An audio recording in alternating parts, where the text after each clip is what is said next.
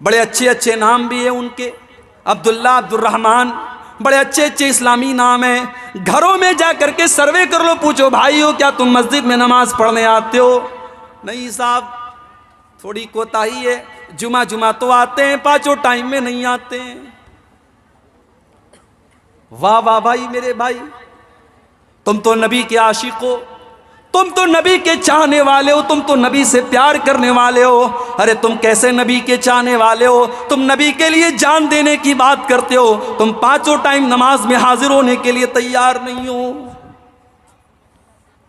जिस नबी से तुम प्यार का दावा करते हो, उस नबी को तो नमाज से इतनी मोहब्बत है, इतनी मोहब्बत है, इतनी मोहब्बत है कि अपने आखिरी टाइम भी वो नबी नमाज को नहीं भूले। जब आपकी जुबान से अल्फाज नहीं निकल रहे थे, आपकी जुबान कांप रही थी और आपकी जुबान से अल्फाज नहीं निकल रहे थे, उम्मे हबीबा कहती हैं मैंने कान लगा के सुना कि देखो अल्लाह के प्यारे नबी क्या कह रहे हैं। तो अल्लाह के नबी कह रहे थे अस्सलात अस्सलात वमा मलकत ईमानुकुम, ओ मेरी उम्मत के लोगों, तुम नमाज की पाबंदी करना, तुम नमाज का ख्याल करना, तुम नमाज को मत छोड़ना,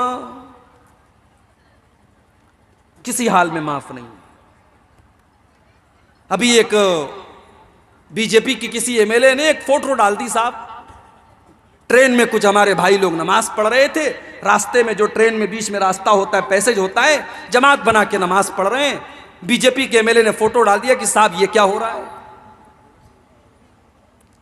लोग रास्ते जाम करके अपने अपने मजहब के काम करें तो कोई हरज की बात नहीं है। मुसलमान अगर नमाज पढ़ दे तो बहुत बड़ी तकलीफ की बात हो गई, उसको ट्विटर पे डाल दिया गया, उसको सोशल मीडिया पे डाल दिया गया। मगर हां, यहां थोड़ी सी गलती हमारी भी है। कोई जरूरी नहीं है कि आप ट्रेन में भी जमात बना के नमाज पढ़ें। आप ट्रेन पर अपनी सीट पर बैठे हैं, ला युकल्लिफुल्लाहु नफ्सन इल्ला वुसअहा, अल्लाह किसी पर उसकी ताकत से ज्यादा बोझ नहीं डालता। आप अपनी सीट पर बैठिए, और अगर आप खड़े होकर के नहीं पढ़ सकते, आप बैठ करके नमाज पढ़िए, कोई मसले की बात नहीं। अब वहां रास्ते में पैसेज में आप जमात बना के नमाज पढ़ेंगे तो जाहिर है इस्लाम तो वो दीन है जो रास्ते में किसी को तकलीफ देने की इजाजत नहीं देता। वो काम गलत है, मगर इंटेंशन उस बीजेपी के एमएलए ने जब उसको फेसबुक के ऊपर या ट्विटर के ऊपर डाला तो उसका इंटेंशन गलत था। उस इंटेंशन पर मैं तनकीद कर रहा हूं, लेकिन वहां थोड़ी सी गलती हमारी भी थी। हमें और आपको नमाज तो बहरहाल ट्रेन में हो और हम सफर में हो तब भी हमको पढ़ना है। बनारस से 700 किलोमीटर दूर में कटिहार आया, स्टेट बदल गया, मोबाइल रोमिंग में आ गया, उर्दू से बंगला जुबान के बेल्ट में आ गया, लैंग्वेज बदल गई, इलाका बदल गया, स्टेट बदल गया, लेकिन नमाज नहीं बदली। हय्या अला सलाह की आवाज़ यहाँ भी आ रही है, और नमाज का टाइम हुआ तो अब्दुल गफ्फार साहब ये कह करके नहीं बच पाएंगे हम तो अलग एक स्टेट में आए हैं, यहाँ पर हम नमाज क्यों पढ़े। अल्लाह की तरफ से, अल्लाह के कलाम की तरफ से आवाज़ आएगी, इन्ना सलात कानत अलल मोमिनीन किताबम मौकूता। अब्दुल गफ्फार साहब, नमाज तो आपको पढ़नी है और टाइम पर पढ़नी है। ठीक है, आप सफ़र में हैं, 4 रकात वाली नमाज आप 2 रकात पढ़ लीजिए, ज़ोहर की नमाज आप 2 रकात पढ़ लीजिए, असर की नमाज आप 2 रकात पढ़ लीजिए, इशा की आप 2 रकात पढ़ लीजिए, और फजर की कितनी पढ़ेंगे? 1 रकात। बोलो भाई। मौली साहब हमको पता नहीं है। इंडिया पाकिस्तान के मैच में विराट कोहली ने कितने रन बनाए ये बराबर पता है, नमाज के मसले नहीं मालूम। सफर में आपको मगरिब की नमाज कितनी पढ़नी है? 3 रकात होती है भाई, उसमें तो 1.5 रकात नहीं पढ़ सकते, ये पढ़ेंगे 1.5 रकात। मगरिब को 3 की 3 ही पढ़नी है, फजर की 2 की 2 ही पढ़नी है। आज हमारे नौजवान मेरे भाइयों नमाज से कितने दूर हैं। ये नमाज किसी हाल में माफ नहीं है। शेख इब्न बाज से पूछा गया, कोई मुसलमान अगर दुश्मनों की कैद में चला जाए, उसको खंबे से बांध दिया जाए, वो तो हिल भी नहीं सकता, वो तो रुकू भी नहीं कर सकता, वो तो सजदा भी नहीं कर सकता, वो पेशाब कर दे तो धुल नहीं सकता, वो पाखाना कर दे तो धुल नहीं सकता, वो वजू नहीं बना सकता, वो तयम्मुम नहीं कर सकता। शेख साहब, वो इंसान नमाज कैसे पढ़ेगा? शेख इब्न बाज ने जवाब दिया, जब नमाज का टाइम हो जाएगा वो उसी हाल में, उसके दोनों हाथ और पैर बंधे हुए, वो उसी हाल में अपनी आंखों के इशारे से तस्बीह करेगा, अपनी आंखों के इशारे से न दुआएं पढ़ेगा, वो अपनी आंखों के इशारे से पूरी नमाज पढ़ेगा। इसलिए कि अल्लाह ने कुरान में फरमाया फत्तकुल्लाह मस्ततातुम, अल्लाह से डरो जितनी तुम्हारे अंदर ताकत है। वो बेचारा वजू नहीं कर सकता, वो तयम्मुम नहीं कर सकता, वो रुकू नहीं कर सकता, वो सजदा नहीं कर सकता, वो जिस हाल में उसी हाल में नमाज पढ़ेगा। माफ नहीं है ये नमाज, हमारे ऊपर माफ है। हमारी दुकान है मार्केट में, बगल में मस्जिद है, अजान की आवाज आ रही है, हम दुकान छोड़ करके नमाज पढ़ने के लिए तैयार नहीं है।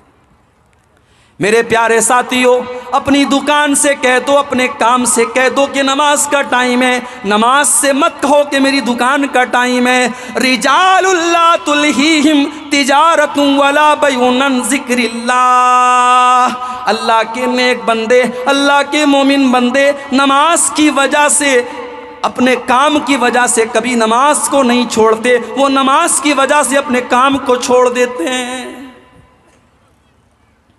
अल्लाह के प्यारे नबी कभी बद्दुआ नहीं करते थे। आपने दुश्मनों के लिए भी बद्दुआ नहीं की, मगर जब आपकी जिंदगी में एक मर्तबा ऐसा हुआ कि आपकी असर की नमाज कज़ा हो गई। जंगे खंदक का मौका था, दुश्मनों से लड़ाई चल रही थी, असर का टाइम हो गया, लड़ाई कंटिन्यू है, लड़ाई चल रही है।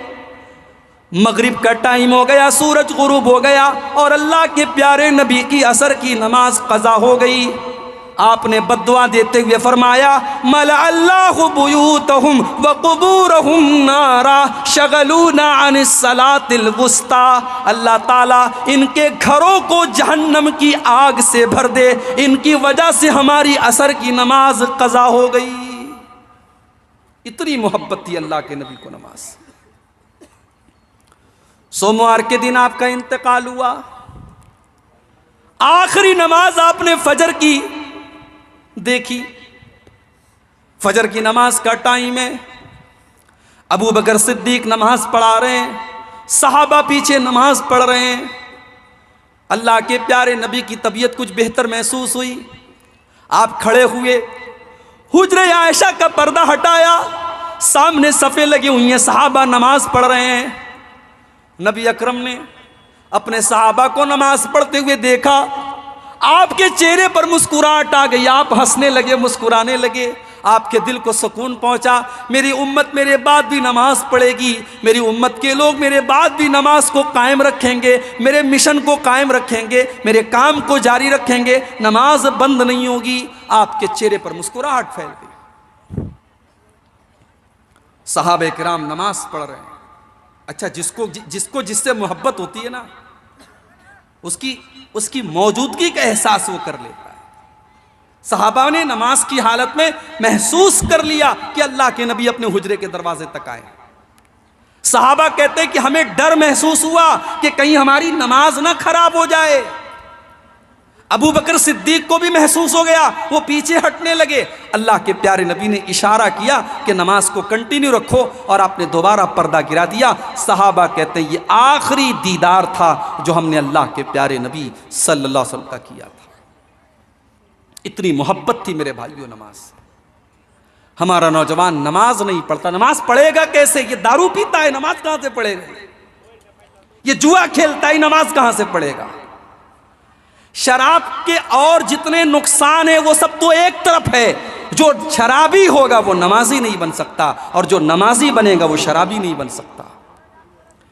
इसीलिए अल्लाह कुरान में कहता है इन्नमा युरीदु शैतानु अन युक़िया बैनकुमुल अदावता वल बग़दा फिल खम्रि वल मैसिरि व यसुद्दकुम अन ज़िक्रिल्लाहि व अनिस सलाह। मेरे बंदो, शैतान तो यही चाहता है तुम शराब के आदी बन जाओ, तुम जुआरी बन जाओ। जब तुम शराबी और जुआरी बन जाओगे तो आपस में तुम लड़ाई करोगे और नमाज से तुम दूर हो जाओगे। अरे हम तो मोहम्मद रसूलुल्लाह के उम्मती। ये काम नीतीश कुमार का नहीं था कि शराब पर पाबंदी लगाए, ये काम तो मुसलमान का था।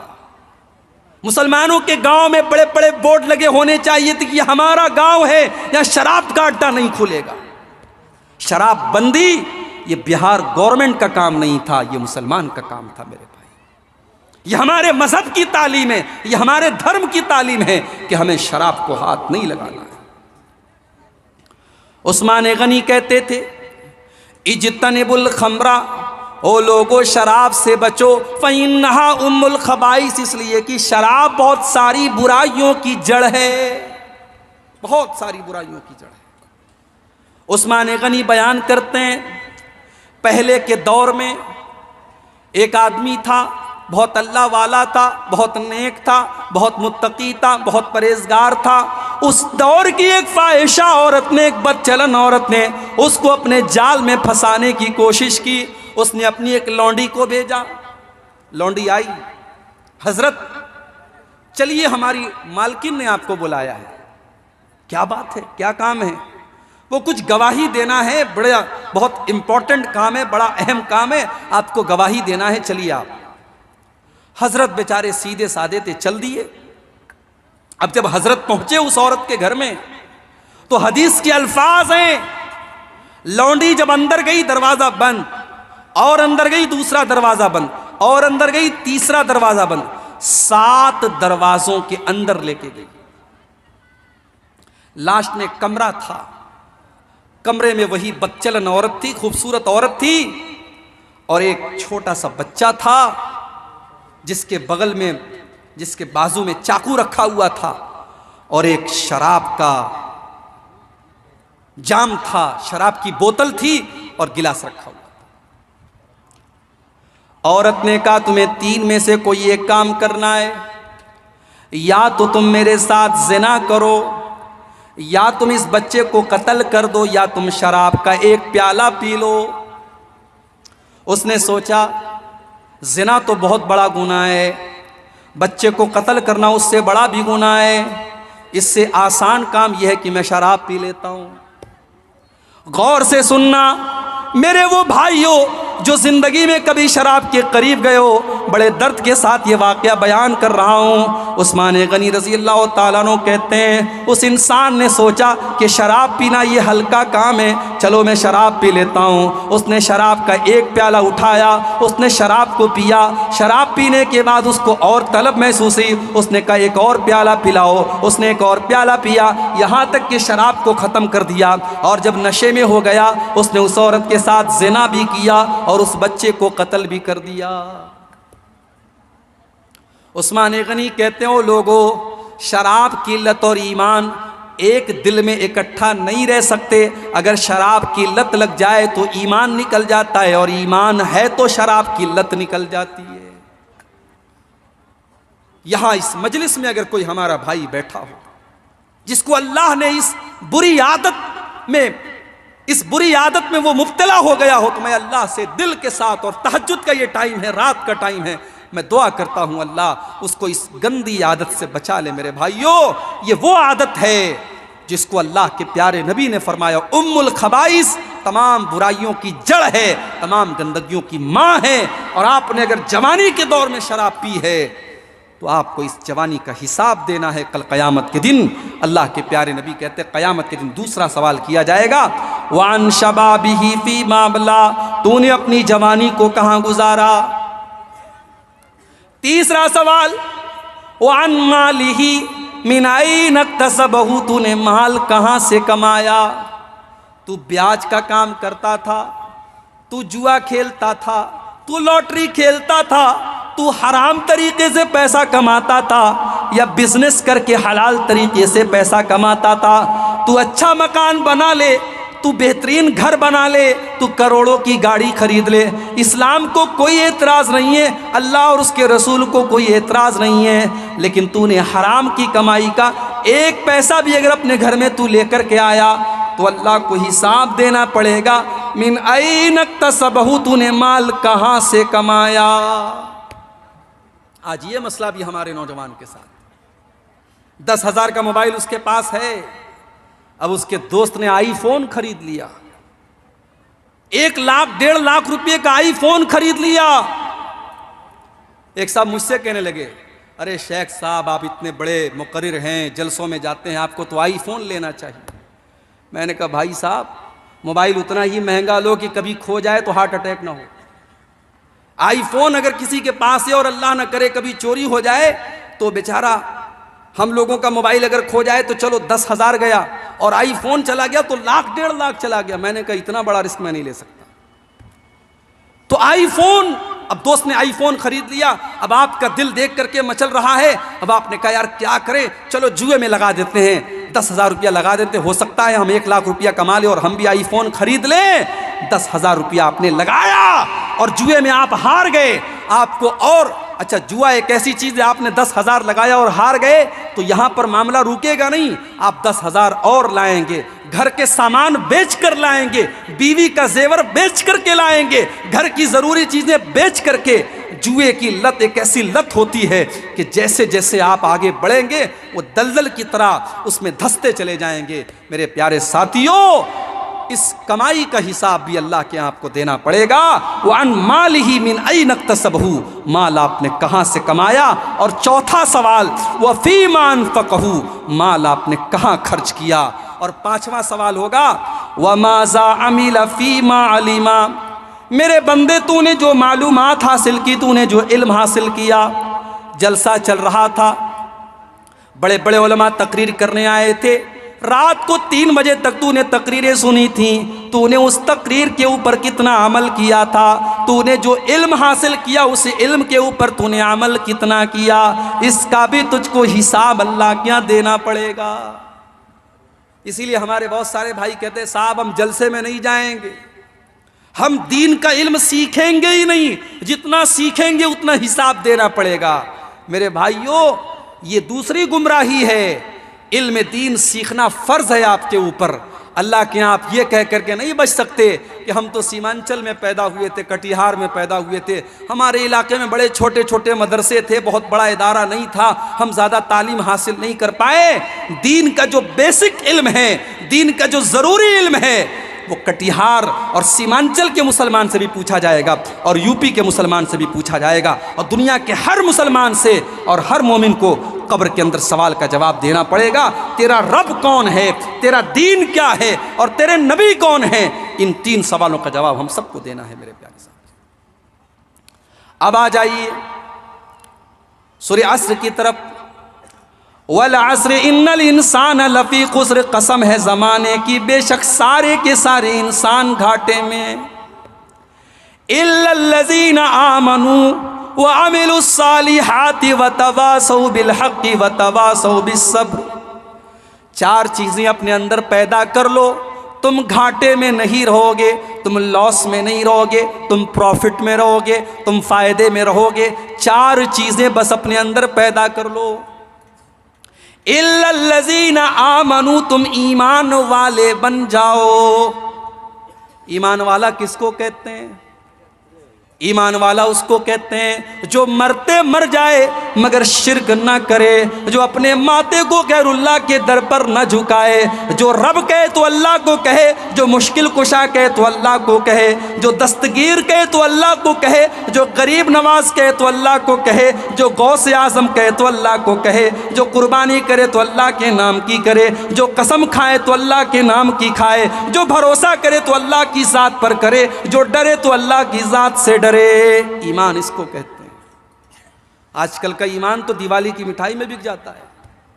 दिवाली का त्यौहार है, मुसलमान की दुकान मार्केट में है, बड़ा सा बैनर लगा लिया, तमाम भाइयों को दीपावली मुबारक हो, माँ लक्ष्मी आपकी के ऊपर अपनी कृपा करे। अरे तेरी माँ लक्ष्मी कब से हो गई रे? मुसलमान इस कदर गिर गया। भाईचारा और सद्भाव के नाम पर तूने अपने दीन और अपने ईमान को से कॉम्प्रोमाइज कर लिया। अब यह मसला एक अलग है कि दिवाली की मिठाई कोई गैर मुस्लिम भाई आपको देता है तो खा सकते हैं कि नहीं खा सकते। कुछ उलमा का कहना है कि खा सकते हैं, कुछ उलमा का कहना है कि अगर उस दिवाली की मिठाई पर पूजा पाठ नहीं हुई है आप खा सकते हैं, क्योंकि ऐसी रिवायतें मिलती हैं कि सहाबा ने मजूसियों के त्यौहार पर जो मीठा आता था उसको खाया है। लेकिन उलमा की दूसरी जमात और ज़्यादातर उलमा का यही कहना है कि वो रिवायतें ज़ईफ़ हैं। और दूसरी बात ये कि दीपावली त्यौहार क्यों मनाया जाता है भाई, हमारे हिंदू भाइयों के यहाँ ये अकीदा है कि उसी दिन श्री रामचंद्र जी अपना वनवास पूरा करके अयोध्या आए थे और उसकी खुशी में पूरे अयोध्या को सजाया गया था और उस मौके पर पूजा हुई थी। उसी पूजा की यादगार में दीपावली मनाई जाती है। तो गोया के अल्लाह के साथ शिर्क हुआ और शिर्क की खुशी वो मना रहे हैं। और हम जब ये कह रहे हैं कि साहब आपको ये त्यौहार मुबारक हो, तो गोया हम दूसरे अल्फाज में ये कह रहे हैं कि आप अल्लाह के साथ शिर्क कर रहे हैं, ये शिर्क आपको मुबारक हो। हमारे बाप को कोई बुरा भला कहे और आकर के हमको शादी में इनवाइट करे तो हम कहेंगे तू मेरे बाप को बुरा भला कहता और हम तेरी शादी में जाएंगे? नहीं जाएंगे हम तेरी शादी में। और कोई हमारे रब के साथ शिर्क करे, अरे हमें तो हमदर्दी होनी चाहिए उसके साथ, उसको समझाने की कोशिश करनी चाहिए। हम बैठ करके उसके साथ मिठाई खाएंगे तो उसको कैसे इससे रोकेंगे मेरे भाई। इसलिए उलमा की अक्सरियत कहती है कि दिवाली के मौके पर आप मिठाई खाने से परहेज करें और ये मुबारकबाद देना और इस तरीके के बोर्ड लिखना कि माँ लक्ष्मी आपके ऊपर कृपा करे, मेरे भाइयों ये तो इंसान को शिर्क और कुफ्र तक लेके जाने वाली चीज़ है। और कुरान की वो सूरत आप याद कीजिए, अल्लाह के नबी के पास मक्का के कुछ मुशरिकीन आए, अय मोहम्मद चलो हम एक सौदा कर लेते हैं, एक कॉम्प्रोमाइज़ कर लेते हैं, तुम एक दिन हमारे 360 बुतों की इबादत कर लो, हम एक दिन तुम्हारे अल्लाह की इबादत कर लेते हैं, तुम एक दिन हमारे माबूदों की इबादत करो, एक दिन हम तुम्हारे अल्लाह को मान लेते हैं। अल्लाह के नबी ने क्या जवाब दिया? आपने जवाब दिया कुल या अय्युहल काफिरून ला आबुदु मा ताबुदून वला अंतुम आबिदून मा आबुद वला अना आबिदुम मा अबदतुम वला अंतुम आबिदून मा आबुद लकुम दीनुकुम वलिय दीन। ऐ नबी आप कह दीजिए, ऐ काफिरो, ऐ अल्लाह को ना मानने वालों, जिसकी तुम इबादत करते हो उसकी मैं नहीं कर सकता और जिसकी मैं करता हूँ उसकी तुम नहीं कर सकते। न तो तुम जिसकी तुम पूजा करते हो न तो मैं उसकी इबादत कर सकता हूँ और न जिसकी मैं इबादत करता हूँ न तुम उसकी इबादत कर सकते हो। लकुम दीनुकुम वलिय दीन, तुम अपने दीन पर चलो, हम अपने दीन पर चलेंगे, हमारे तुम्हारे बीच में इस पर कोई समझौता नहीं हो सकता। ईमान इसको कहते हैं मेरे भाई, ईमान से कोई कॉम्प्रोमाइज नहीं करना है। एक मुसलमान बेचारा गरीब है, मजदूरी करके खाता है, उसके पास अच्छा मकान भी नहीं है, उसके पास धन दौलत भी नहीं है, लेकिन अल्लाह की कसम कल क़यामत के दिन वो उस अरबपति से बेहतर होगा जो तौहीद के बग़ैर दुनिया से गया है, जो ईमान के बग़ैर दुनिया से गया है। अल्लाह ने फरमाया इन्नल्लज़ीना कफ़रू व मातू व हुम कुफ़्फ़ारुन फ़लन युक़बल मिन अहदिहिम मिल्उल अर्ज़ि ज़हबा। हो लोगो जो बग़ैर तौहीद के दुनिया से चले गए, जो कुफ्र की हालत में दुनिया से चले गए, वो ज़मीन भर के सोना भी अल्लाह की बारगाह में लेके आएंगे तो ज़मीन भर के सोना भी कबूल नहीं किया जाएगा, क्योंकि तेरे पास ईमान की दौलत नहीं है, तौहीद की दौलत नहीं है। इल्लल्लज़ीना आमनू, वो लोग बच जाएंगे जो ईमान वाले। और ये ईमान की दौलत इतनी बड़ी दौलत है कि मरते दम तक इस दौलत को संभाल के रखना है। फला तमूतुन्ना इल्ला व अंतुम मुस्लिमून, तुम्हें मौत ना आए मगर इस्लाम की हालत में। सारी जिंदगी इंसान अगर तौहीद पर है और मरने के टाइम अगर उसका खात्मा शिर्क पर हो गया या कुफ्र पर हो गया तो उसका बेड़ा गर्क हो जाएगा, वो बर्बाद हो जाएगा मेरे भाइयों। इसलिए अल्लाह ने कहा वला तमूतुन्ना इल्ला व अंतुम मुस्लिमून, तुम्हें मौत ना आए मगर इस्लाम की हालत में, तुम्हें मरते दम तक अपनी तौहीद की हिफाजत कर। बच्चे को नजर लग गई, औरतों ने काजल का टीका लगा दिया,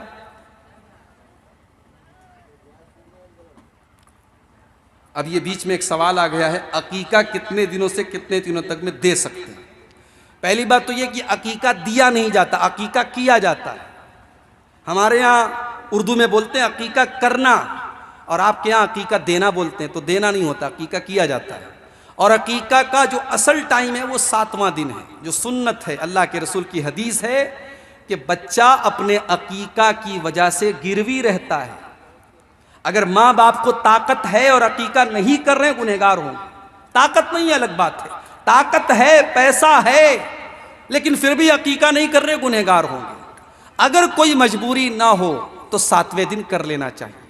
अगर 7वें दिन किसी वजह से नहीं कर पाए, कभी कभी ऐसा होता है ऑपरेशन से डिलीवरी हुई, अभी बीवी बच्चा अस्पताल में है, अब आदमी सोचता है यार अकीका करेंगे तो बड़ा हड़बड़ हो जाएगा, तो चलो हॉस्पिटल से छुट्टी हो गई, 10 दिन हो गया, 12 दिन हो गया, 7वें दिन के बाद आप कभी भी कर सकते हैं। एक हदीस में आया है कि अगर 7वें दिन नहीं हो पाया तो 14वें दिन करो, 14वें दिन नहीं हुआ तो 21वें दिन करो, मगर वो हदीस सही नहीं है। अगर 7वें दिन आप नहीं कर पाए तो उसके बाद कभी भी कर सकते हैं, कोई मसले की बात नहीं है। लेकिन सबसे अफजल ये है, सबसे बेहतर ये है कि 7वें दिन किया जाए। और जब आप अकीका करेंगे तो उसी दिन बच्चे का बाल भी मुंडन करवा दीजिए, बच्चे का बाल मुड़वा दीजिए, और बच्चे के बाल के वजन के बराबर, जाहिर है बच्चे का बाल कितना होगा, 1-1.5 किलो होगा, ज़्यादा है कि नहीं, तो उस बच्चे के बाल के बराबर चांदी आपको सदका करना है, जो भी है उसका 10 ग्राम, 20 ग्राम, 50 ग्राम, जो भी वजन हो, उस बाल के वजन के बराबर आपको चांदी अल्लाह की राह में सदका करना है। ये भी सुन्नत है अल्लाह के रसूल की। अब इसी पर एक मसला और बता दूं, बच्चे के कान में अजान देने वाला मसला, ये भी बहुत पूछा जाता है। बच्चे के कान में अजान देने के बारे में कोई सही हदीस तो नहीं है, जो हदीस है वो ज़ईफ़ है, कोई सही हदीस नहीं है। लेकिन अगर कोई बच्चे के कान में अजान देता है और ये सोच करके देता है कि मुसलमान के घर में बच्चा पैदा हुआ है, और पहली आवाज़ हम ये चाहते हैं कि बच्चे के कान में अल्लाह की तौहीद की पड़े, उसके रसूल की रिसालत की पड़े, और इस इंटेंशन के साथ, इस नीयत के साथ अगर बच्चे के कान में कोई अजान देता है तो कोई हर्ज की बात नहीं है, दे सकता है, देना चाहिए। लेकिन सिर्फ एक कान में अजान दे दो काफ़ी है। एक कान में अजान देना और दूसरे कान में इकामत देना ये गलत है, ये किसी सही हदीस से साबित नहीं है। और बहुत सारे लोग ये समझते हैं कि बच्चे के कान में अजान देना ज़रूरी है, और यहाँ तक बहुत सारे लोग समझते हैं कि मरने के टाइम जो जनाजे की नमाज पढ़ी जाती है, उस जनाजे की नमाज का ताल्लुक बच्चे के कान की अजान के साथ है। तो ये गलत बात है, इसका कोई प्रूफ नहीं है, कोई सबूत नहीं है। जनाजे की नमाज का मसला अलग है और बच्चे के कान में अजान का मसला अलग है। तो बात मैं कुछ और कर रहा था, ये बीच में सवाल आ गया। मैं ये कह रहा था कि ईमान इतनी कीमती चीज़ है कि मरते दम तक आपको अपने ईमान की हिफाजत करनी है। वला तमूतुन्ना इल्ला व अंतुम मुस्लिमून, तुम्हें मौत ना आए मगर इस्लाम की हालत में। अल्लाह के नबी के चचा अबू तालिब अल्लाह के नबी से बहुत प्यार करते थे, बहुत मोहब्बत करते थे, मुश्किल वक्त में साथ देते थे। अबू तालिब के इंतकाल का टाइम आया, बुखारी के अल्फाज हैं, अल्लाह के प्यारे नबी अपने चचा के पास पहुंचे। वहां पे 2 गुरु घंटाल भी बैठे थे, अबू लहब भी बैठा था, अबू जहल भी बैठा था, और अब्दुल्ला बिन अबी उमैया भी बैठा था। 2 काफिर और मुशरिक भी बैठे थे। अल्लाह के नबी ने फरमाया, ऐ मेरे चचा, आप एक मर्तबा ला इलाहा इल्लल्लाह पढ़ लीजिए। मैं अल्लाह के यहाँ इस कलमे की वजह से आपके लिए बहस करूंगा और आप जन्नत में चले जाएंगे अगर आपका खात्मा तौहीद पर हो जाएगा। अल्लाह के नबी तो ये कह रहे थे, और वो जो दोनों गुरु घंटाल बैठे थे वो क्या कह रहे थे, वो कह रहे थे, या अबा तालिब अतरगबु अन मिल्लत अब्दुल मुत्तलिब, ऐ अबू तालिब क्या तुम अपने बाप दादा के तरीके को छोड़ दोगे। देखो, बाप दादा के नाम की धमकी देना ये बड़ा पुराना काम है। आज भी किसी को कोई अच्छी बात बताओ तो क्या कहता है, अरे बाप दादा तो ऐसा करते थे, बाप दादा तो वैसा करते थे। बाप दादा कोई दलील नहीं है शरीयत में। अगर बाप दादा कोई काम गलत करते थे तो आप उसको दलील मत बनाइए, आप उस पर अमल कीजिए जो सही है, जो कुरान से साबित है, जो हदीस से साबित है। बाप दादा जहेज देते थे, आप भी जहेज देंगे। बाप दादा बारात लेके जाते थे, आप भी बारात लेके जाएंगे। बाप दादा आपके अगर आप देखेंगे तो 4-5 नस्ल पीछे हो सकता है, आपके बाप दादा गैर मुस्लिम रहे हो, उनका नाम नथुराम रहा हो, उसका नाम कोई गैर मुस्लिम नाम रहा हो, तो क्या आप उनके तरीके पर चलेंगे? अबू तालिब के सामने अबू जहल ने और अब्दुल्ला बिन उमैया ने कहा, अय अबू तालिब, सोच समझ कर के फैसला करना, क्या तुम अपने बाप दादा के तरीके को छोड़ दोगे? बुखारी के अल्फाज हैं, अबू तालिब की जुबान से जो आखिरी जुमला निकला वो क्या निकला? अला मिल्लत अब्दुल मुत्तलिब, मैं अपने बाप के तरीके पर दुनिया से जा रहा हूँ। अबू तालिब ने कलमा नहीं पढ़ा, अबू तालिब ईमान नहीं लाए। अल्लाह के नबी फरमाते हैं, जब मेरे चचा का इंतकाल हो गया, मैंने अल्लाह से दुआ की कि अल्लाह तू मेरे चचा को माफ़ कर दे। अल्लाह ने फरमाया, ऐ मेरे नबी, हम तेरे चचा को माफ़ नहीं कर सकते क्योंकि वो ईमान के ऊपर दुनिया से नहीं गए। कितनी बड़ी बात है। अल्लाह ने हम सबको ईमान वाला बनाया है।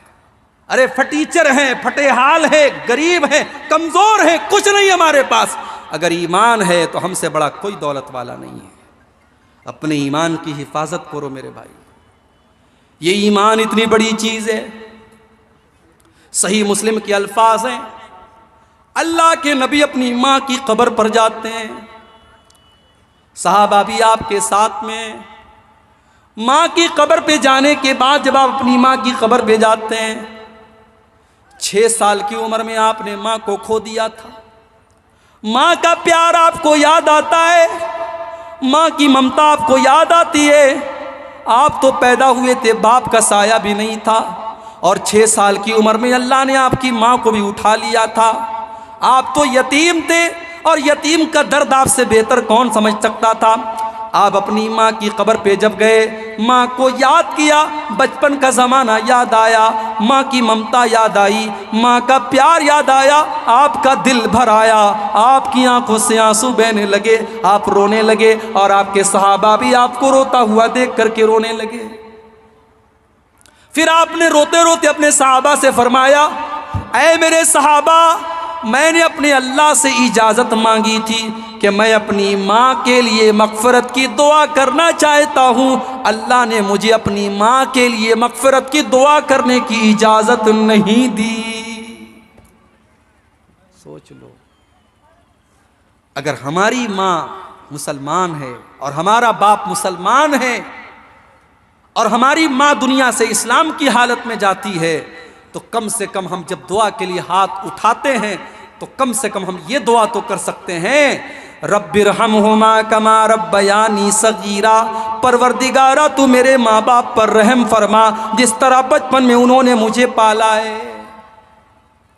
बड़ी कुर्बानियाँ देते हैं मेरे भाइयों माँ बाप, बड़ी कुर्बानियाँ देते हैं, बड़ी तकलीफ़ें उठाते हैं। उन तकलीफ़ों को जब आप बाप बनेंगे, जब आप माँ बनेंगी, तब आपको एहसास होगा। इसलिए माँ बाप का दिल